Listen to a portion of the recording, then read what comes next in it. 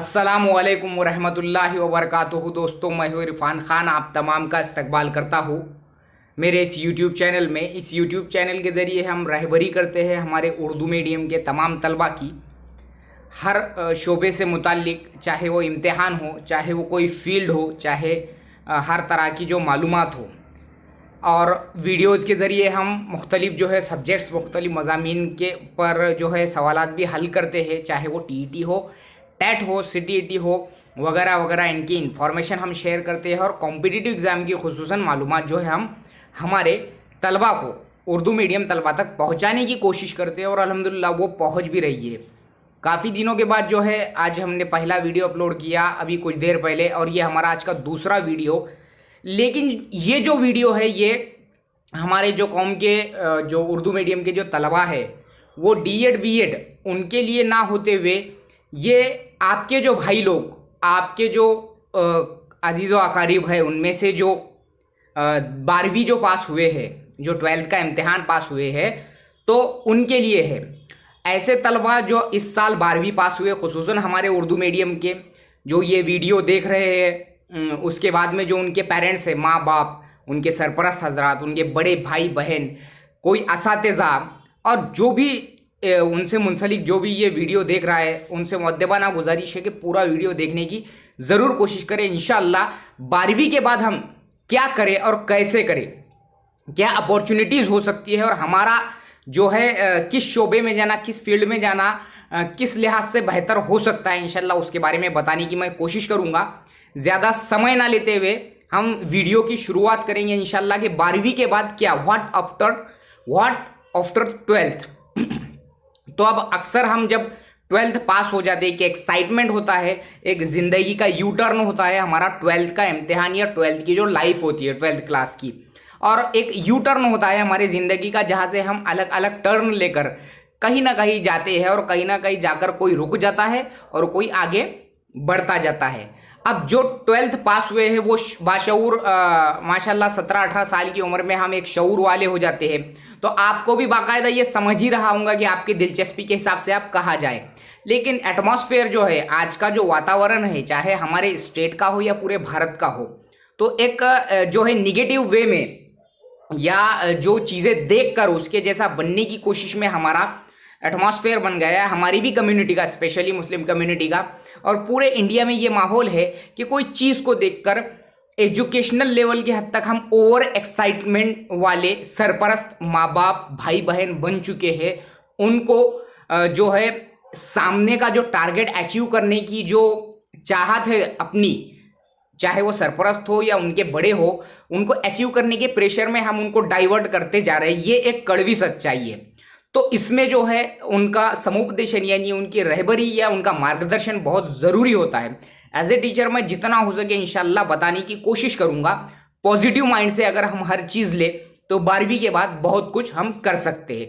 खुसूसन ऐसे हजरात जो सरपरस्त है, उनके माँ बाप है, उनके बड़े भाई बहन है, और वो खुद जो स्टूडेंट जो इस साल 12वीं पास हुए, वो ज़रूर पूरा वीडियो देखें, इंशाल्लाह ज़रूर व ज़रूर फ़ायदा होगा। एक 12वीं मैंने पहले ही बताया कि एक यू टर्न वाली लाइफ होती है। उसके बाद में कोई आर्ट्स से होता है, कोई कॉमर्स से होता है, कोई साइंस से होता है। ठीक है, ये 3 फैकल्टी आमतौर पर हमारे महाराष्ट्र में चलती है। अब इसके बाद में अगर मैं बात करूं साइंस फैकल्टी की, सबसे पहले अगर विदर्भा रीजियन की बात करूं मैं, या दूसरे अदर जो है विभाग में भी साइंस को एक अहमियत है, लेकिन पूरे महाराष्ट्र में हर इलाके में साइंस को जैसा वैल्यू नहीं है। कहीं कॉमर्स को ज़्यादा वैल्यू है तो कहीं साइंस को है। आर्ट्स तो एक कॉमन चीज़ है जो ओवरऑल इंडिया कहीं पर भी रहता ही है। तो अब ये जो साइंस, जो 12वीं साइंस है, सबसे पहली चीज़ मैं ये जहन खोलने की कोशिश करूँगा माँ बाप की और उन बच्चों की जो 12th पास हुए हैं, कि आपका परसेंटेज ये कभी भी डिसाइड नहीं करेगा कि आप बहुत ज़्यादा टैलेंटेड है। इसका मतलब ये नहीं है कि मैं ऐसा कह रहा हूँ कि अगर आपका 90% है तो आप टैलेंट नहीं है। ये मैं दो बातों को एक साथ करके उसको पॉजिटिव वे में बताने की कोशिश कर रहा हूँ कि अगर आपका 40% आया है, मिसाल के तौर पे 45% आया, और किसी का 70% आया, किसी का 80% आया, तो आप उसको अपने से कंपेयर करके उसको उसको लेकर ज़्यादा एक्साइटेड, ओवर एक्साइटेड अपने जो माँ बाप होते हैं कि कंपेयर करना अपने तलबा को, या अपना जो तलबा 12वीं वाले देख रहे हैं उसको देखकर ऐसा सोचना कि वो बहुत ज़्यादा टैलेंटेड है, उसका ऐसा नहीं होता। आज के दौरे हाजिर के हिसाब से मैं बताने की कोशिश करूंगा। बात आई अपॉर्चुनिटी की, तो हर किसी को सेम अपॉर्चुनिटी है। कहाँ पर? कई कई जगहों पर, चाहे आपका 40 हो चाहे आपका 90 हो। अब वो कहाँ पर रहेंगे मैं आगे बताऊंगा। साइंस से निकल के हम जनरली साइंस के अंदर हमारा जो 12th साइंस में पीसीबी होता है और एम, किसी का पीसीएम होता है, जैसा कि फिजिक्स, केमिस्ट्री, बायोलॉजी प्लस कोई सोशियोलॉजी और इकोनॉमिक्स लेता है, कोई और जो मैथ्स लेता है। 12th साइंस मैथ्स होता है और 12th साइंस इकोनॉमिक्स या साइंस सोशियोलॉजी होता है। अब सीधी सीधी 12th साइंस जो होता है, 12th साइंस से निकलने के बाद कई सारे दरवाजे हैं जो पूरी तरीके से खुले होते हैं। और आर्ट्स और कॉमर्स के लिए ऐसा नहीं है कि सब ज़्यादातर बंद होते हैं, सब खुले हैं। हमको जानने की उसको जिद्दत होनी चाहिए। स्पेशली जो 12th के तलबा जो देख रहे हैं वो मेरी बात को समझने की कोशिश करो, उनके माँ बाप भी। 12वीं के बाद से निकलने के बाद हम जा सकते हैं साइंस वाले पहले नंबर पे, कि उनको साइंस में एक होता है बीएससी। बीएससी में अलग अलग जो है सब्जेक्ट के जो है, बीएससी एक ऐसी स्ट्रीम है जहां पर अलग अलग सब्जेक्ट में हम बीएससी कर सकते हैं। मिसाल के तौर पे आप साइंस है, 12वीं में आपका फिजिक्स वगैरह अच्छा था, आपका केमिस्ट्री अच्छा था, आपका बायो अच्छा था, तो आप जो बीएससी है वो केमिस्ट्री से कर सकते हैं, बीएससी मेन सब्जेक्ट के हिसाब से फिजिक्स से कर सकते हैं और बायो से कर सकते हैं, वगैरह वगैरह। अगर आप बीएससी मैथमेटिक्स करते हैं, आपका 12th मैथमेटिक्स है, तो one of the best option for BSc is BSc maths. इसके बाद में आप बीएससी जो अभी जो इंटीग्रेटेड कोर्स आया, अब मैं धीरे धीरे बताने की कोशिश करूंगा कि कैसा कैसा बदलाव हुआ है आगे के एजुकेशनल सिस्टम में और आसानियां पैदा होने वाली है। न्यू एजुकेशन पॉलिसी ने बहुत से बदलाव किए हैं। अब बीएससी मैथ्स हो, बीएससी बायो हो, केमिस्ट्री हो, फिजिक्स हो, ये जो मर्ज हो चुके हैं। अभी इसका ऐसा मामला है कि जब हमारे दौर में बीएससी करके बीए, बीकॉम करके बीएड करना पड़ता था अलग से, कभी भी करो। अब इंटीग्रेटेड कोर्स आ चुका है। अब 12th के बाद सीधे सीधे 4 साल का बीएससी बीएड, इसका नाम इंटीग्रेटेड कोर्स हो चुका है क्योंकि वो बीएससी बीएड हो चुका है उसका नाम, अब बीकॉम बीएड हो चुका है, बीए बीएड हो चुका है। अब सीधा कोई भी मेरी बात को जब सुनेगा 12th साइंस वाला, तो वो सोचेगा कि एक जो शिक्षक की पेशा है या शिक्षक की जो फील्ड है, टीचिंग फील्ड, इसके तरफ जाने की मैं आपको बोल रहा हूँ। और इसके लिए कोई अपॉर्चुनिटी है, क्योंकि जो डीएड बीएड हजरात है उनके बहुत बुरे हाल है। ये बात फैली हुई है और बिल्कुल भी 10 से 15 लाख महाराष्ट्र में जो एस्पायरेंट्स है, जो टीचर बनना चाहते हैं, वो खाली है, इसमें कोई शक नहीं। लेकिन आज अपॉर्चुनिटी तुम्हारे इस उम्र में अगर ऐसी है और तुम वाकई में इंटरेस्टेड है उस चीज में, टीचिंग फील्ड में, तो बीएससी बीएड जो इंटीग्रेटेड कोर्स है मैथ्स और साइंस वाले जो है, साइंस मैथ्स वाले, इसका लेकर आप कर सकते हैं, जिसमें 3 साल आपको बीएससी पढ़ाया जाएगा और 1 साल आपको साथ में बीएड मर्ज करके पढ़ाया जाएगा। ये हो गया आपका बीएससी बीएड। इसके बाद बहुत सी जगह पे आपको अपॉर्चुनिटीज है, जैसा कि आप टीचर बन सकते हैं, आप प्राइवेट ट्यूशंस के जरिए, स्पेशली मैथमेटिक्स वाले, फिजिक्स वाले, बहुत कुछ जो है फ्यूचर ब्राइट कर सकते हैं। सोच पर डिपेंड करता है हमारे। अब वो बीएससी बीएड के बाद ऐसा नहीं कि आप सीधे टीचर बन जाओगे। आप गवर्नमेंट टीचर बनना चाहते हो तो आपको कई सारी अपॉर्चुनिटीज है। मिसाल के तौर पे महाराष्ट्र स्टेट में साइंस टीचर की, जो टीचर हजरात देख रहे होंगे उनको पता है कि साइंस टीचर की प्राइमरी लेवल पे गवर्नमेंट की शिक्षक भर्ती में बहुत ज्यादा कमी है। लेकिन आप बीएससी बीएड करने के बाद में कई ऐसे स्टेप से आपको पार करना होगा। पुराने दौर में आप बीएड कर लेते थे, डीएड कर लेते थे तो नौकरी होती थी। अब सरकारी नौकरी, गवर्नमेंट की शिक्षक भर्ती महाराष्ट्र के हद तक अगर मैं बात करूं तो आपको टीईटी टीचर एलिजिबिलिटी टेस्ट उसके बाद एक पास करना होगा अगर आप प्राइमरी लेवल पे आना चाहते हैं तो। अब आप ये सोचेंगे कि हमने तो डीएड नहीं किया तो फिर वो 1ली से 5वीं का कैसा। अब इसमें भी एक जो है मसला हल हो चुका है कि अब गवर्नमेंट ने ऐसा आगे चल के आने वाला है आपके बीएड होने तक कि जो बीएड कर चुका है, ओनली बीएड, बीएससी बीएड हो, बीए बीएड हो या बीकॉम बीएड, तो आपको 1ली से 10वीं तक फुल एलिजिबिलिटी, आप एलिजिबल रहेंगे गवर्नमेंट की शिक्षक भर्ती के लिए। ये कहीं पे भी शिक्षक भर्ती के लिए आपको डीएड की जरूरत नहीं रहेगी। क्लियर? यानी आपको 1ली से 5वीं पर डायरेक्ट नहीं लगेंगे। आप 1ली से 5वीं पर आपको टीईटी या CTET, central teacher eligibility test 1 pass करना होगा। उसके बाद में टैट पास करना होगा, teacher aptitude and intelligent test. और उसके बाद आप शिक्षक बनेंगे। वैसे ही 6ठी 7वीं 8वीं पर आपको साइंस टीचर बनने के लिए, पदवीधर शिक्षक बनने के लिए बीएड के बेस पे टीईटी 2 या सीटेट 2 पास करना होगा, तभी जाके आपका वो बीएससी बीएड काम आएगा। अदरवाइज आप पीएचडी भी कर लिए तो प्राइमरी लेवल पे टीचर नहीं बन सकेंगे, यानी टीईटी और उसके बाद में सीईटी देनी होंगी और उसके बाद ही आप लगेंगे। अगर आप प्राइवेट संस्था पे उसी शिक्षक भर्ती के जरिए जाना चाहते हैं गवर्नमेंट के थ्रू, तो आपको टीईटी के बाद जो है टेट है और सीईटी है, और सीईटी के बाद में इंटरव्यू भी उनका क्रॉस करना होगा उनके पैनल का। अगर आप इंटरेस्टेड है 9, 10, 11, 12 पे थे, लेकिन मैंने यहां पर गवर्नमेंट की शिक्षक भर्ती का इसलिए जिक्र किया क्योंकि टारगेट इसी को करो, अपॉर्चुनिटी बहुत है। चलो अगर महाराष्ट्र में शिक्षक भर्ती नहीं होती है तो आपको बाहर भी, आप चूंकि कम उम्र है, आप अच्छी तैयारी करके सेंट्रल गवर्नमेंट के टीचर भी बन सकते हैं। केंद्रीय विद्यालय KVS, Navodaya Vidyalaya NVS, atomic energy education society की भी वैकेंसीज आती है शिक्षक की, उसमें सभी आती है। प्राइमरी आती है, टीजीटी आती है यानी 6 से 10 की, और 11, 12 की पीजीटी भी आती है। आप पॉजिटिव माइंड से बस आपको करना क्या है वो समझिए। देखिए साइंस के लिए अपॉर्चुनिटी हो गई। अगर आप ये शिक्षक नहीं बनते तो आप प्राइवेट इंस्टीट्यूशंस के जरिए, प्राइवेट ट्यूशंस खोलकर आप बहुत कुछ जो है कर सकते हैं, जिंदगी में कमा सकते हैं और कौम का फायदा भी कर सकते हैं एज ए टीचर, अगर आप इंटरेस्टेड है तो। अब बीएससी में कई दूसरे सब्जेक्ट्स हैं, जैसा कि बायोलॉजी हो गया वगैरह वगैरह। मैथमेटिक्स के लिए और फिजिक्स के लिए बहुत ज़्यादा अपॉर्चुनिटी है, साइंस के लिए भी बहुत अपॉर्चुनिटी है गवर्नमेंट शिक्षक भर्ती में। लेकिन आपने ट्यूशंस खोले तो आपके हर सब्जेक्ट्स को वैल्यू है, हर सब्जेक्ट्स के जो है स्टूडेंट्स आपके पास आएंगे। ये बात हो गई। इसके बाद में आ जाओ, बीएससी सीड्स होता है, बीएससी आईसीटी से रिलेटेड, बीएससी कंप्यूटर वगैरह होता है, बीएससी नर्सिंग होता है। बीएससी नर्सिंग में भी जाओ आप, बीएससी अगर आपका परसेंटेज अच्छा है 12th का, तो आजकल क्या हो गया है, सीईटीज लागू हो गई है हर एडमिशन के लिए, तो आपको वो सीईटीज देनी होती है। आप डायरेक्ट बीएड में एडमिशन आपका नहीं होगा, ये बात ध्यान में रखो। बीएससी बीएड आपको करना है तो आपके 12वीं के परसेंटेज पे नहीं, वो सीईटी के जरिए आपका एडमिशन होगा, ठीक है, गवर्नमेंट के सीईटी के जरिए। ऐसे ही हर फील्ड में तो आप जा सकते हैं।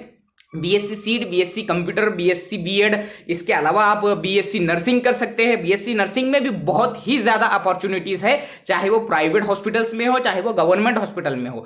बीएससी नर्सिंग अगर कोई इंटरेस्टेड है तो वो बिल्कुल करे। इसके अलावा कई ऐसी ब्रांचेस है बीएससी में जो आप कर सकते हैं और आपका फ्यूचर ब्राइट हो सकता है। इसके बाद में अब आ जाओ आर्ट्स। आर्ट्स के लिए अक्सर तौर पे निगेटिव वातावरण जो है पैदा हुआ है हमारे एटमॉस्फेयर में, हमारे स्टेट में, कि आर्ट्स वाले के लिए कुछ नहीं होता। लेकिन अगर आप यूपीएससी जैसी एक टफ एग्जाम पे अगर नजर डालेंगे, दुनिया की सबसे बड़ी दूसरी टफ लेवल की जो है एग्जाम है, वहां पर आर्ट्स वालों का जो है आज भी जो है डंका है। तो ये बात जहन में रखें कि आर्ट्स है इसका मतलब ये नहीं कि हम जो है कमतर है। तो आपको इसके जरिए आप बीए कर सकते हैं, एमए कर सकते हैं, बीए बीएड एमए बीएड करके आप टीचिंग फील्ड में आ सकते हैं। इसके अलावा आप कोई भी कॉम्पिटिटिव एग्जाम में जो है जा सकते हैं। कॉम्पिटिटिव एग्जाम की अपॉर्चुनिटी आपको 12th लेवल से ही 12वीं वालों को होती है, वो कैसे मैं आपको बताने की आगे कोशिश करूंगा। बीकॉम आ जाओ। बीकॉम में खास बात ये होती है कि बीकॉम की जो बहुत ज़्यादा वैल्यू मुंबई और पुणे साइड में है, यानी कि पश्चिम महाराष्ट्र वगैरह में, स्पेशली पुणे और मुंबई में बहुत ज़्यादा है। ये इलाके में, पुणे में और मुंबई में अक्सर 12th 11th 12th जो है कॉमर्स से किया जाता है, ठीक है, और वो बीकॉम करते हैं, एमकॉम करते हैं। उनके लिए शेयर बाजार में अपॉर्चुनिटी है, उनके लिए बहुत सी गवर्नमेंट सेक्टर में अपॉर्चुनिटी है, प्राइवेट सेक्टर में। यानी कि इनडायरेक्टली मैं अगर बोलूँ, बीकॉम वाला अगर कोशिश करे तो उसको कोई भी जरूरत नहीं कि उसको गवर्नमेंट जॉब ही होना चाहिए, वो प्राइवेट सेक्टर में भी बहुत सक्सेस हो सकता है। स्पेशली शेयर मार्केट, स्पेशली जो दूसरे प्राइवेट इंस्टीट्यूशंस होते हैं वहां पर जो है अकाउंटेंट बोल के, बड़े बड़े हॉस्पिटल्स में अकाउंटेंट बोलकर जो लग कर वो बहुत ज्यादा जो है सैलरी कमाकर अपनी लाइफ आसान से प्राइवेट सेक्टर में भी गुजार सकता है। आर्ट्स वाले के लिए भी कई ज्यादा अपॉर्चुनिटी है, लेकिन आप 12th के बाद में कई टेक्निकल कोर्सेज भी करके रख दीजिए। मिसाल के तौर पे टाइपिंग हो, मिसाल के तौर पे एमएससीआईटी हो, या फिर ऑटोकैड जैसे कोर्सेज हो। इसके अलावा आप जो है कंप्यूटर के, हार्डवेयर के, सॉफ्टवेयर के कोर्सेज करके 6-6 महीने के, 1 साल के करके भी अपने लाइफ को बहुत इजी बना सकते हैं। कोई टेंशन की बात नहीं है। अगर आप आर्ट्स वाले हो, साइंस वाले हो या कॉमर्स वाले हो, सब एक समान है, लेकिन थोड़ी बहुत जो है स्ट्रीम का फर्क होता है। साइंस के स्ट्रीम में आप लोग जा नहीं सकते। अब इसके बाद साइंस वालों को जो है नीट वगैरह की तैयारी के लिए जो आजकल जो सबसे ज़्यादा माहौल भारत में जो है नीट का है, तो आप नीट में भी जा सकते हैं। नीट की तैयारी के लिए आप जो है लातूर जैसे शहर में जाकर या आप पर्सनली भी अन अकेडमी वगैरह पर आप ट्यूशन लेकर ये कर सकते हैं। ये जाहिर सी बात है, जो नीट के जो ख्वाहिशमंद होते हैं आमतौर पर, स्पेशली जो है वो बच्चे क्या करते हैं 11th से ही उसकी तैयारी शुरू कर देते हैं वो लातूर में जाकर, या अदरवाइज के स्पेशली लातूर पैटर्न पूरे महाराष्ट्र में फेमस है नीट के लिए, तो वो लातूर जाकर 11th से ही बच जाते हैं और 11-12 करके पूरी नीट की तैयारी वहीं से करते हैं। अब यहाँ पर इसलिए मायने रखता है, मैं ये बोलने की कोशिश कर रहा हूँ कि आपको नीट के एग्जाम के दौरान में फिलहाल ऐसा जो है उच्च शिक्षण जो मंत्री है उन्होंने ऐसा कहा है कि आपके 12th के भी मार्क को वेटेज रहेगा नीट में। नीट के अलावा इंजीनियरिंग में जेईई वगैरह ये इसके एग्जाम्स होते हैं, ये आप दे सकते हैं। आईआईटी आईआईएम ऐसे सेक्टर में आप जा सकते हैं। शर्त यह है कि आपको जिद्दत चाहिए कि उससे मुतालिक आपको मालूमात लेने की कोशिश करनी चाहिए। अब ये तमाम चीजें मैंने उस फील्ड से मुतालिक बताई। अब सबको कॉमन जो मैंने बोला, सबको आपका 40 हो गया, 50% हो या आप 90% हो, अगर आप कॉम्पिटिटिव एग्जाम के सेक्टर में आते हैं, यानी कि स्पर्धा परीक्षा के सेंटर में आते हैं, मुसाबिकती इम्तिहान में आते हैं, आप मुस्लिम कम्युनिटी में इससे मुतालिक बहुत कम बेदारी है और बहुत ही ज्यादा गफलत है। चाहे वो टैलेंटेड हो चाहे वो टैलेंटेड ना हो, लेकिन इससे मुतालिक मालूमात रखना और उसमें जाना और उसकी तैयारी करना हमारे कम्युनिटी में बहुत कम है। स्पेशली हज हाउस वगैरह के जैसे, या पुणे में बहुत से ऐसे मुस्लिम कम्युनिटी के लिए जो यूपीएससी सेंटर्स, एमपीएससी के फ्री कोचिंग सेंटर मुस्लिम माइनॉरिटीज़ के लिए जो खोले गए, वो बहुत ज़्यादा जो है रीढ़ की हड्डी साबित हो रहा है हमारे कौम को जो है ऊपर ले जाने में। और उनकी मेहनतों के जरिए हमारे कई गरीब बच्चे जो है यूपीएससी के जरिए आज कलेक्टर, आईपीएस, आईआरएस, आईएएस, आईएफएफएस वगैरह वगैरह जो है सब बन रहे हैं। अब यहाँ पर जो है कॉम्पिटिटिव एग्जाम के सेक्टर में अगर मैं बात करूं, अगर आप 12वीं पर कोई जॉब लेना चाहते हैं गवर्नमेंट की, तो सबसे पहली तैयारी करें आप दिसंबर तक जो है महाराष्ट्र स्टेट पुलिस भर्ती की जो एग्जाम लेने वाला है, उसकी जो ग्राउंड लेने वाला है, उसको बोलेंगे रिटर्न एग्जाम लेने वाला है। ग्राउंड और रिटर्न एग्जाम होती है और 12th बेसिस होता है वो। तो आपका अगर 50% के ऊपर है 12th में, तो आप जो है उसके लिए एलिजिबल रहते हो, आपकी हाइट वगैरह अच्छी है, या आपका रिटर्न एग्जाम में अगर आप इंटरेस्टेड है और आप ग्राउंड वगैरह कर सकते हैं, तो पुलिस भर्ती 7 से 8 हज़ार की वो निकालने वाले। इसके अलावा आप क्लरिकल डिपार्टमेंट में जा सकते हैं 12th के बाद, अगर आपने टाइपिंग कर ली तो ठीक है, टाइपिंग 30-40। उसके बाद में अगर आप सलाह मानते होंगे तो टाइपिंग 30-40 करके आप शॉर्ट हैंड कर लीजिए। शॉर्ट हैंड यानी टाइपिंग में ही एक टाइप आती है, उसकी शॉर्ट हैंड की बहुत ज़्यादा वैल्यू है, चाहे वो स्टेट में हो चाहे वो सेंट्रल गवर्नमेंट में हो, टाइपिंग के शॉर्ट हैंड की बहुत वैल्यू है। इसके अलावा आप क्लरिकल डिपार्टमेंट में 12th plus typing, 10th plus typing पे जा सकते हैं। अगर आप शॉर्ट हैंड कर लेते हैं तो आपको अच्छे ग्रेड की जॉब भी मिल सकती है। क्लरिकल से सीनियर क्लर्क से भी ऊपर की जो है आपको सीनियर क्लर्क की जो है या उससे भी ऊपर की आपको जॉब मिल सकती है। अदरवाइज आप LLB कर सकते हैं। LLB करने के लिए आपको CET देनी होती है। अपने मुस्लिम कम्युनिटी में जो है वकालत को लेकर और जज को लेकर उतनी दिलचस्पी नहीं है, तो आप वकालत करके गवर्नमेंट के जो है हाई कोर्ट जो है इसको क्या बोलेंगे उसको वकील बन सकते हैं और जज बन सकते हैं। अदरवाइज आप MPSC में अगर इंटरेस्टेड है, महाराष्ट्र पब्लिक सर्विस कमीशन में, तो मेरी मुद्दबाना गुजारिश है पूरे मेरे कम्युनिटी के तमाम जो है तलबा है जो 12th में है इस वक्त, तो आप जैसे ही ग्रेजुएशन में एंट्री करेंगे, आप एडमिशन करेंगे, वाकई में आप दिलचस्पी रखते हैं ऑफिसर बनने की, आप गवर्नमेंट के ऑफिसर बनने की अगर इंटरेस्टेड है, तो मेरी गुजारिश है कि आप जरूर ब-जरूर ये ट्राई करें। MPSC बहुत ही बेहतरीन सेक्टर है MPSC। इसमें आप क्लास 1 से लेकर तो क्लास 3 तक के इम्तिहान देकर वहां पर कर्मचारी या ऑफिसर बन सकते हैं, जिसमें तहसीलदार, डिप्टी SP, डिप्टी कलेक्टर ये राज्य सेवा के जरिए, स्टेट सर्विसेज के जरिए आते हैं। उसके बाद में PSI, STI असिस्टेंट, ये जो है MPSC के जरिए आते हैं क्लास 1 से लेके तो क्लास 3 तक ये MPSC कंडक्ट करता है। अदरवाइज अगर आप बहुत ज़्यादा दिलचस्प है, उनके माँ बाप जो देख रहे हैं, आपको पता है कि आपका बच्चा बहुत ज़्यादा ज़हीन है और उसका भी खुद का इंटरेस्टेड है, तो ज़रूर UPSC कराए। मेरी पहला प्रेफरेंस रहेगा जिनका 90% बना है, जिनका 95% बना है। अगर वो नीट की तैयारी कर भी रहे हैं तो वो ज़रूर करें, लेकिन कभी आगे भी चल के अगर आप डॉक्टर भी बन गए तो ये चीज़ जो है जहन में रखें कि आप अगर वाकई जहन है तो आप UPSC की तैयारी करें। UPSC MPSC स्पर्धा परीक्षा में आप 45% वाले हो या आप 90% वाले हो, आपके परसेंटेज की कोई वैल्यू नहीं है। आपके सिर्फ टैलेंट की। आपको प्री, मेंस और इंटरव्यू को क्रैक करना होता है। दुनिया की दूसरे नंबर की सबसे टफ एग्जाम यूपीएससी होती है। हमारे गांव के कई बच्चे जो है लग रहे हैं और आगे भी इंशाल्लाह अगर अच्छे टीचर उनको रहबरी करते रहे तो वो बच्चे आगे बढ़ सकते हैं। अब इसमें किरदार जो है माँ बाप के अलावा जो टीचर होते हैं, स्पेशली हाई स्कूल टीचर्स, ये जो है बहुत बड़ा किरदार अदा कर सकते हैं उनका माइंडसेट देखकर, क्योंकि हमको बच्चा पता होता है कि वो किस तरह का जो है ज़हीन है। तो उनको अगर जूनियर लेवल से ही नीट के बारे में बता दिया जाए, उनको हाई स्कूल लेवल से ही नीट के बारे में, जेईई के बारे में, आईआईटी, आईआईएम के बारे में, स्पर्धा परीक्षा के बारे में, यूपीएससी के बारे में, छोटी छोटी बातों के बारे में बता दिया जाए तो वो कर सकते हैं। अदरवाइज आप ग्रेजुएशन करके तलाटी के इम्तिहान हो, 12th के बेस पे ग्राम सेवक के इम्तिहान हो, ये दे सकते हैं। बहुत कुछ अपॉर्चुनिटी है, जैसा कि हम पॉजिटिव वे में बस हमको उसको लेना है। अगर आपका 45 बनो या आपका 90 बनो, आपको जाना कहाँ है ये हमको सोचकर और ठंडे दिमाग से अगर हम गए। इसके अलावा हम अगर बिजनेस में इंटरेस्टेड है, अगर पढ़ना ही नहीं चाहता कोई, अगर वो वाकई में अपने माँ बाप को बता दे कि मुझे पढ़ना समझ में नहीं आता, तो बिल्कुल वो, जैसा कि मैं अगर बात करूँ तारे ज़मीन पर और 3 इडियट्स, ये 2 फिल्में ऐसी है जो हमारी पूरी एजुकेशनल लाइफ के जो है सराउंडिंग में पूरे घूमती है और एक एक चीज इसकी जो है हमारे एजुकेशनल सिस्टम के ऊपर पूरी लागू होती है। तो वो अगर बिजनेस करना चाहता, कई लोग करोड़ों अरबोपति बन गए बिजनेस करके, ना कि पढ़ के। इसका मतलब ये नहीं कि पढ़ाई छोड़ दो और सिर्फ बिजनेस करो। अगर उसमें इंटरेस्टेड है तो उसकी भी पढ़ाई आती है, BBA, MBA, business, bachelor of business administration and master of business administration करके आप बैंकिंग सेक्टर में जा सकते, खुद का बिजनेस खोल सकते, कंपनीज खोल सकते। हर जगह हर चीज जो है खुली है, बस सोचने की हमारी देरी है। और आज के ये वीडियो के जरिए मैंने उनके जो है 12th में जो इस साल पास हुए हमारे कम्युनिटी के मुस्लिम तलबा और उनके जो है माँ बाप, उनके बड़े भाई बहन, उनके टीचर हजरात और उन तक खुद पहुंचाने की मैंने कोशिश किया हूँ। और ये वीडियो में बहुत सी चीज़ें हैं जो मुझे बतानी थी, लेकिन जो है लेंदी होता जा रहा है। लेंदी भले ही हो, आप पूरा वीडियो देखो और वीडियो कैसा लगा ज़रूर मुझे बताओ। इंशाल्लाह ऐसे ही तरह के हमारे बच्चों के लिए, हमारे कौम के बच्चों के लिए रहबरी करने की कोशिश की जाएंगी। आप कमेंट बॉक्स में ज़रूर बताएं कि आपको ये वीडियो कैसा लगा।